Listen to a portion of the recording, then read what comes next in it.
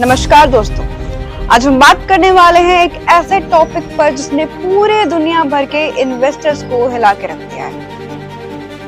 पिछले कुछ दिनों में गोल्ड और सिल्वर के प्राइसेस में बहुत तेज गिरावट देखने को मिली है।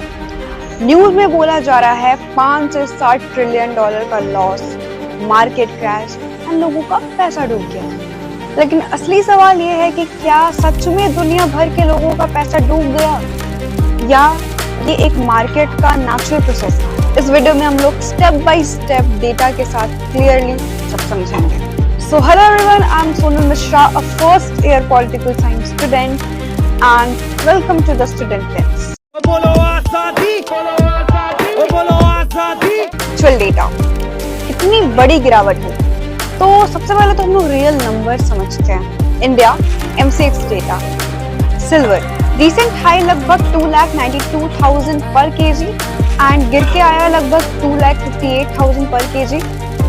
गोल्ड रिसेंट हाई लगभग 1,46,000 पर ग्राम और गिर के आया लगभग 1,36,000 पर ग्राम। इसका मतलब है कि सिर्फ 2-3 दिन में लगभग 34,000 पर केजी का ड्रॉप।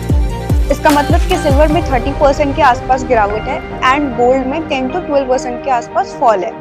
और ये जो गिरावट है ये नॉर्मल डेली मूवमेंट से बहुत ज्यादा बड़ी है। और ये सिर्फ इंडिया का इशू नहीं है, पूरे वर्ल्ड में अमेरिका, यूरोप, एशिया, हर जगह सिल्वर और गोल्ड में गिरावट देखने को मिली। इस गिरावट के बाद मीडिया ने बोला 5-7 trillion dollar market wipe out. इसका मतलब ये है कि जो गोल्ड पहले से दुनिया में था उसकी टोटल वैल्यू कम हो गई है। इसका मतलब होता है कि वैल्यूएशन कम हो गई है एंड पेपर वैल्यू घट गई है। ट्रिलियन डॉलर लॉस का रियल मतलब, अब यहाँ होती है बहुत बड़ी मिसअंडरस्टैंडिंग। लोग समझते हैं कि ट्रिलियन डॉलर लॉस का मतलब है कि बैंक से सारे पैसे गायब हो गए या फिर इकोनॉमी कोलैप्स हो गई, बट नहीं, इसका ये मतलब नहीं होता। इसका मतलब ये है कि मान लो कि आज गोल्ड का रेट कम हो जाए पर कल तुम्हारा गोल्ड जो है वो सेम रहेगा बट उसकी मार्केट वैल्यू जो है वो घट जाती है। इसके रीजंस क्या क्या थे? सबसे बड़ा रीजन है प्रॉफिट बुकिंग। गोल्ड और सिल्वर पिछले महीनों में कॉन्टिन्यूसली ऊपर जा रहे थे, रिकॉर्ड पे रिकॉर्ड बना रहे थे।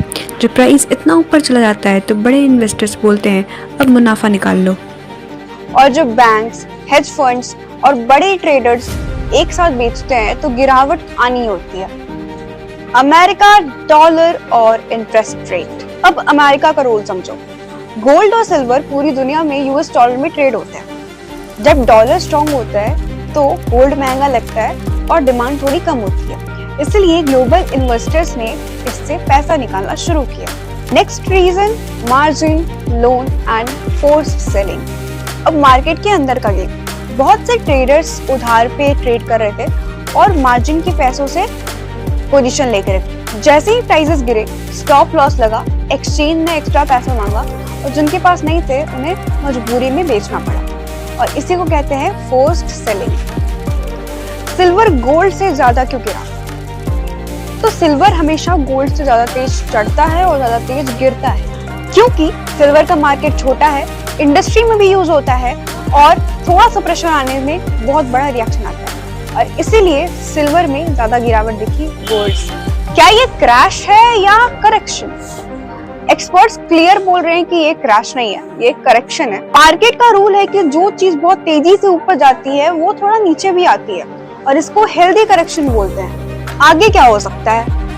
तो आने वाले टाइम में गोल्ड और सिल्वर में वोलेटिलिटी रह सकती है, शॉर्ट टर्म में ऊपर नीचे होते रहेगा। लॉन्ग टर्म में गोल्ड अभी भी एसेट माना जाता है, पैनिक सेलिंग से बचना जरूरी है। इस पूरे केस से एक बात क्लियर होती है कि हेडलाइंस देखकर पैनिक मत करो, मार्केट को समझो और सोच समझकर डिसीजन लो।